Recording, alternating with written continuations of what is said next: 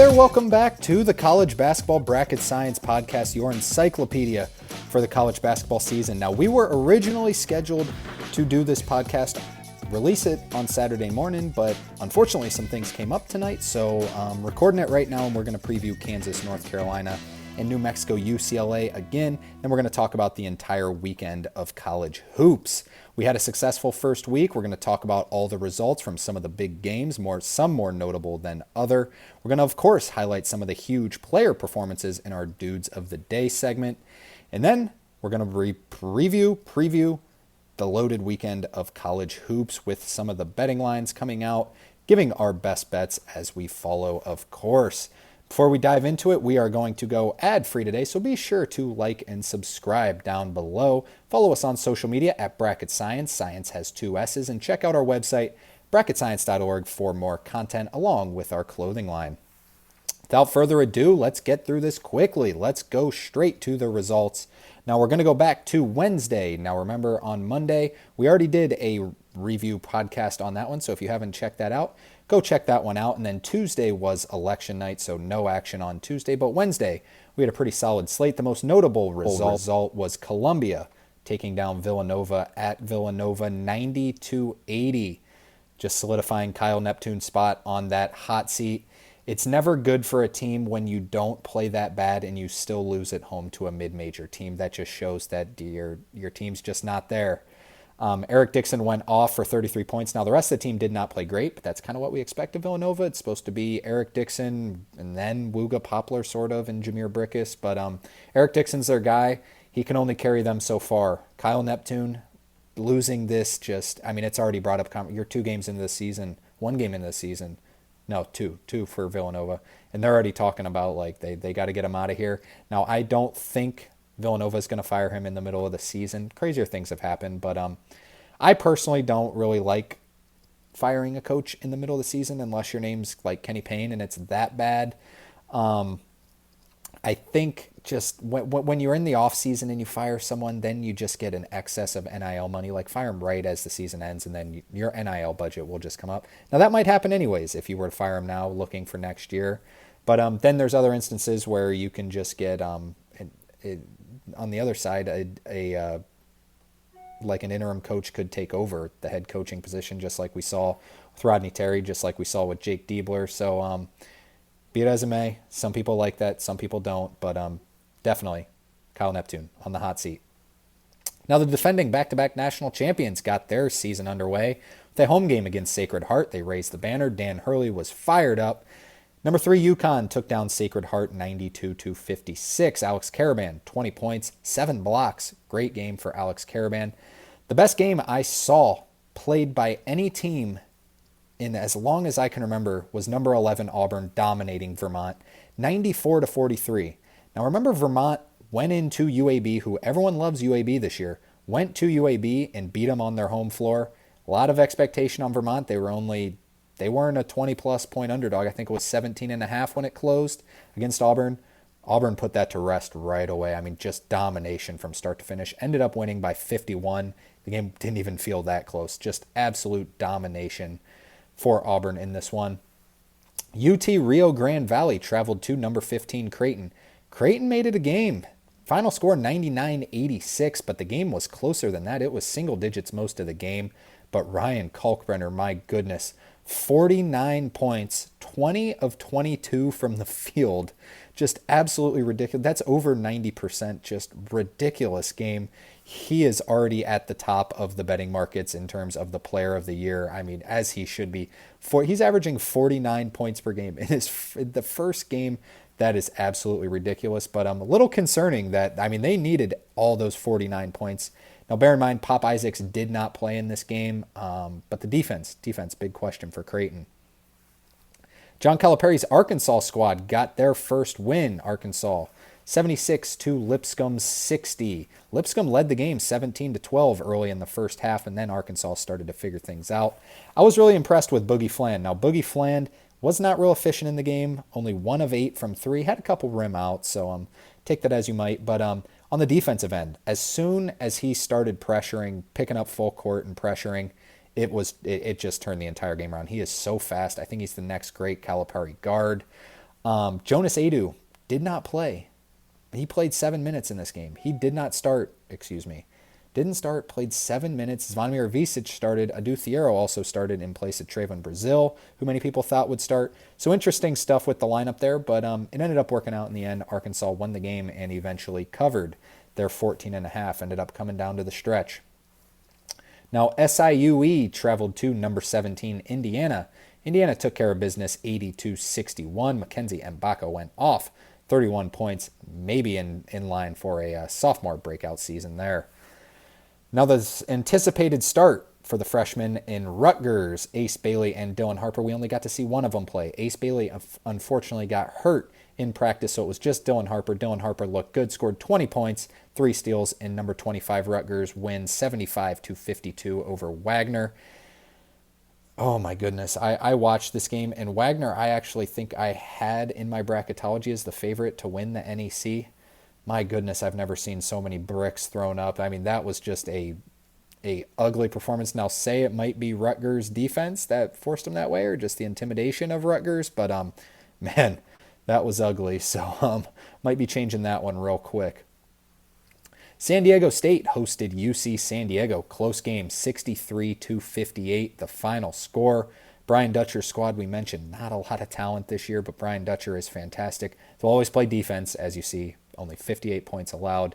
They're going to have to get something on the offensive end to make some noise this year. Now, a few other just quick notable ones. Virginia, in post-Tony Bennett era, took down Campbell 65-56, getting the first win for Virginia. Boise State doubled up Oakland 87-43. Boise State is going to be phenomenal this year. Do not sleep on Boise State. Minnesota also took down Oral Roberts 80-57. Now moving on to November 7th on Thursday, yesterday. Not a lot of action, but we're just going to go through these real quick because there is some big news specifically with this first game where Jacksonville got beat by number 21 Florida 81-60, but that is not the news. This was yesterday. The news came out today that Florida's head coach Todd Golden being accused of sexual assault by a couple of women. I think there were 3 that came out already. News is piling up right now. We don't have any answers, so we're not going to jump to any conclusions just yet. But this is big news. What will this mean for the Florida team? What does this mean for Todd Golden in general? We'll see. Don't jump to any conclusions. We don't know it all yet, but it is spiraling, so keep up to date on that. Check out our Instagram and Twitter. We will be all over it.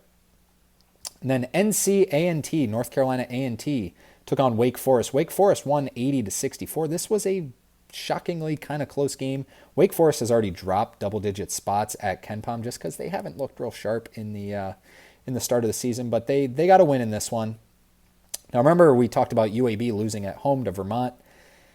So UAB loses at home to Vermont. Vermont goes and plays Auburn and gets annihilated by 50. And then UAB starts off their game against Southern Miss with a 24-0 run. It's college basketball. It's crazy time. UAB 24-0 run to start the game. Credit to Southern Miss. Southern Miss fought back, made it a game, cut it down to like 12 or 13 with a couple minutes left. They're like, maybe they can make something happen. But UAB just a little too much, won the game 98-84. Michigan State took down Niagara 96-60. This was a single-digit game at the half, but Michigan State just dominated the second half. Chattanooga traveled to St. Mary's. St. Mary's won the game 86-74. Augustus Marcellonis and Paulius Marasakis look as advertised. They look really good, really score the ball. High-scoring game for a St. Mary's squad that plays slow. Now, the game I said on the last podcast I was most interested in on this day was Milwaukee taking on Northern Iowa. It did not end up being a game. Northern Iowa took them down 87-68, just domination the whole way. Milwaukee, my favorite to win the Horizon. Northern Iowa, a sneaky good mid-major this year. Now, Montana State traveled to Wisconsin. Wisconsin took care of business, 79-67. And then the late night, USC took down Idaho State, 75-69 in a close affair there for Eric Musselman's squad. All right, now let's dive into our dudes of the day. The Bracket Science Dudes of the Day. Now, for our dudes of the day, we were talking about on Wednesday because that was the better slate of games. So the dudes of the day on November 6th, starting with Ryan Kalkbrenner, we already talked about him. 49 points, 11 rebounds, 20 of 22. That stat just still seems fake to me. 2 of 2 from downtown. Then we already talked about Mackenzie Mbako. 31 points, 9 rebounds, 13 of 17 from the field. Great efficiency as his own right. And 4 of 5 from 3. Moving to the mid-majors. High points, Chase Johnston, 31 points, 11 of 13 from the field, 9 of 11 from 3. Watch out for High Point this year. And then from Minnesota, Dawson Garcia, 30 points, 8 rebounds, 11 of 14 from the field, and 4 of 5 from 3. Know the name Dawson Garcia, one of the most underrated players in all of college basketball. Now, other great performers. We already mentioned Eric Dixon had a great game for Villanova, but I put him on other great because they didn't win. Alex Caravan also had a huge night. Jalen Reed from LSU played well. Aubin Gaitoresi from Utah State played well, along with Stefan Todorovic from Pepperdine, all other great notable performers. Now, let's dive into the games of the watch this weekend. Games to watch. All right, so we're recording this on Friday about 4 p.m. on the Eastern time. So we're going to talk about Kansas and North Carolina. Number 9, North Carolina travels to Fog Allen Fieldhouse to take on the preseason number 1, Kansas Jayhawks. Kansas favored by 8.5 in this game via FanDuel. Seems like a big number. The question will be, will North Carolina's front court be able to handle KJ Adams and Hunter Dickinson along with Flory Badunga? The backcourt matchup's going to be phenomenal. We already know that. DeJuan Harris, AJ Storr, Zeke Mayo, Rylan Griffin. If Rylan Griffin's playing, fact check me. They're playing against, RJ Davis, the preseason All-American by just about everyone's determination. Elliot Cadeau, Seth Trimble. But the question is in the front court. Will North Carolina's front court be able to handle Kansas? Kansas doesn't lose at home, so I would take Kansas to win the game, but that seems like a big number for a North Carolina team to be facing. So we'll see. Also tonight, stay up for it. It is a late night game, 11 o'clock. New Mexico takes on number 22 UCLA. New Mexico, the favorite in terms of the computers to win the Mountain West this year. I think it's Boise State, but New Mexico, highly thought of by the computers, specifically Ken Pom, Evan Mia, and Bart Torvik. UCLA with the rebuilt roster should be much improved this year, one of the favorites to win the Big Ten. So that is going to be a fun matchup tonight at 11 o'clock. UCLA favored by 5.5. Now moving on to Saturday. Now I can pull up the graphic for Saturday's game. At noon, it is a fun one. Number 12, Tennessee travels to Pat Kelsey's Louisville. Louisville, underdogs by 2 points in this game, according to Ken Pom. Tennessee favored by 2. This game is on the ACC network. If I'd have told you last year that Louisville would only be 2-point underdogs to the number 12 team in the country, what would you have told me? Good for Pat Kelsey. Hopefully that gym will be packed. That's going to be an exciting game to watch at 12 o'clock. Now moving 6 hours later into the day, not the best Saturday slate, but we got a good Friday slate, so it makes up for it. At 6 o'clock on the Mountain West Network, Memphis travels to UNLV. Memphis favored by 2 in this game via Ken Pom. Memphis has all kinds of issues. Memphis has a good team. They have all kinds of issues going on. I'm curious to see how they handle a road environment at UNLV. It's not going to be in our best bets, but I think I'll take UNLV in that matchup. I just do not trust Penny Hardaway to have his team ready, but they might prove me wrong. UNLV should not be great this year. They're always a contender, but I don't think they're going to be fantastic. But Memphis, it's more about Memphis. We'll see what they can do. I'm going to take UNLV in this one. At 7:30 on ESPN Plus, Northwestern travels to Dayton. Dayton favored by 5 in this one. That'll be a rocking environment. Northwestern, post-Boo Buie era. How will they do? Dayton brought in Zed Key, Posh Alexander. This should be a fun matchup. I think I'll take Dayton to win that one. Also at 7:30, a top 16 matchup. John Calipari's number 16 Arkansas takes on number 8 Baylor. Baylor favored by 1 via Ken Pom. Now this game is not at Baylor. It is in Texas, but it is not at Baylor's University in this one. Baylor has not started off the season 0-2 since 2005. Will they do it in this one, or will John Calipari's squad? What to note in this game, I mentioned the pressure that Boogie Flan was putting on the ball in that Lipscomb game. Baylor has an experienced guard. They have Jeremy Roach, who's been there, done that. I think Jeremy Roach gets the job done in that one and can hold off a feisty fast Boogie Fland, but we'll see. That's going to be a fun matchup to watch. Now at 9:30 is the game of the night. Number 11 Auburn takes on number 4 Houston. This game is on ESPNU as well, so a doubleheader on ESPNU. Arkansas, Baylor, Auburn, Houston. Houston favored by 2. This game is played in Houston, but not at Houston's home arena. I think it's where the Rockets play. Just a reminder, it's at 9:30 on ESPNU. Houston favored by 2. I will take Houston -2 at home against, basically at home, technically not at home, but I'll take Houston -2 against anybody, literally anybody in the country at home.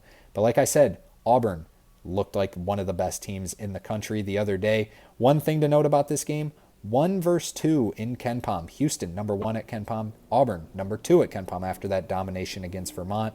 So 1 versus 2 at KenPom. A lot of fun there. Moving on, at 10 o'clock, Danny Sprinkle going back to the Mountain West. Washington travels to Nevada. Remember, Danny Sprinkle won the Mountain West regular season at Utah State last year. Now he's going back to Steve Alford's squad. Nevada favored by 5. This game's at 10 o'clock on the Mountain West Network. Nevada favored by 5. At 10:30 on ESPN Plus, Boise State favored by 5 over San Francisco. San Francisco thought of highly by a lot of people in the WCC, but man, Boise State is my team this year. Give me Boise State to take home the victory in that one. Now, only one game to mention on Sunday. Michigan takes on Wake Forest. This game is in North Carolina, but it is not at Wake Forest's campus. This game's at 1 o'clock. You can catch it on ESPN2. The line right now by KenPom is Michigan -3. I do not believe that it's going to end up being the line. I think it's actually going to be the other way. I think Wake Forest might be favored by 1, maybe a pick 'em. I'm going to take Michigan to win this game, and that is going to start off our best bets segment. Let's get into best bets. It's time for BJ's Best Bets. All right, as mentioned, the first best bet is going to be Michigan money line. I think Michigan will be, it's either going to be a pick 'em or maybe an underdog. If they're favored by 1, take them with the 1. I think Michigan's better than Wake Forest, quite frankly. Wake Forest has looked a little shaky. I think Roddy Gale can really frustrate Hunter Salas, and I think that Wake Forest, quite frankly, doesn't have anyone that can guard Danny Wolf. I'm bought in on Danny Wolf. If you haven't seen like even the TikTok videos, I've been seeing him go viral on TikTok. They're like, he's 7 foot and moves like a guard. He's getting some NBA buzz. I'm bought in on Danny Wolf. I think Michigan wins the game. Other best bets, we already mentioned Houston -2. If they are favored by 2 in the city of Houston, I think Houston's the best team in the country. I think they get that job done. Give me Houston -2. Then I am going with Baylor -1 over Arkansas and John Calipari. Just like I said, I think Jeremy Roach can fight off. I even think he can kind of frustrate Boogie Fland. John L. Davis is going to be in a big spot in this one. Maybe a John L. Davis VJ Edgecombe matchup. That's going to be a lot of fun. 2 prolific freshmen, more than 2 prolific freshmen. If you include Billy Richmond and Carter Knox. Carter Knox looked good for Arkansas as well, but I think Baylor figures it out. I don't think they go 0-2 under Scott Drew. Too good of a coach, too good of a team. Give me Baylor -1. That is going to do it for our show today. Thanks for tuning in with us. Remember to go hit that like and subscribe button. Go check us out on social media. Bracket Science with 2 S's. That's on TikTok, Instagram, and Twitter. Everyone enjoy the fun slate of college hoops this weekend. Enjoy Kansas and North Carolina tonight. Remember, check out New Mexico, UCLA, and then check out that weekend slate. Everyone take care. Have a great weekend. Talk to you soon.